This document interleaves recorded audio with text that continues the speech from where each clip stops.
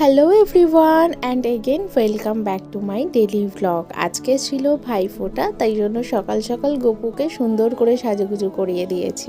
এরপরে আমি এইদিকে আমার ভাইদের জন্য ফোঁটা দেওয়ার সমস্ত কিছু রেডি করছি। আর ভাইদেরকে সকাল সকালই দিয়েছি, কারণ আমার ভাই যাবে কাজে আর আমার ছোট ভাই যাবে হচ্ছে তার মামার বাড়িতে, তাই জন্য ওদেরকে সকাল সকাল ফোঁটা দিয়ে দিয়েছি। এইদিকে মা এবার তার ভাই ও দাদাদের জন্য সমস্ত প্রিপারেশন করছে।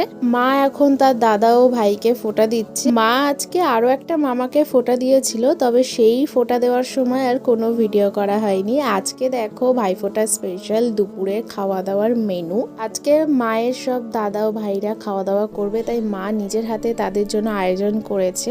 তবে মটনের পাশাপাশি চিকেনটা রান্না হয়েছে, তার কারণ হচ্ছে অভি আসবে আজকে বোনের কাছে ফোঁটা নেওয়ার জন্য। কারণ তোমরা তো জানো অভি মাটন খায় না। অভিও চলে এসেছে, তারপরে বোন ঝপঝপ ওকে ফোঁটা দিয়ে দিল। তারপরে আমরা সবাই মিলে লাঞ্চ করে একটু রেস্ট নিয়েছিলাম। এরপরে আমি আর অভি সন্ধ্যাবেলার দিকে একটু বাইপাসে গিয়ে চা খেলাম। তারপরে একটু দুজনে টাইম কাটিয়ে অভি আমাকে টাটা বাই বাই করে চলে গেল ওর বাড়িতে। একটু মনটা খারাপ লাগছিল।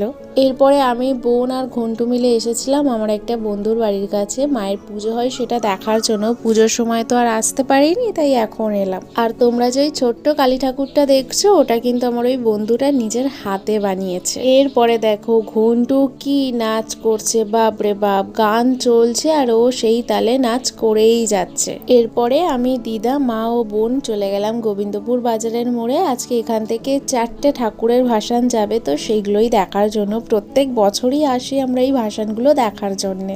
4টে ঠাকুর ভাসান প্রচুর বড় বড় ছিল, মানে ওরা ভাসানে প্রচুর কিছু করেছে, তাই জন্য সবকিছু দেখানো তো একদমই পসিবল নয়। ছোট ছোট ক্লিপ নিয়ে তোমাদের সাথে শেয়ার করেছি, আশা করছি তোমাদের দেখতে বেশ ভালোই লাগছে।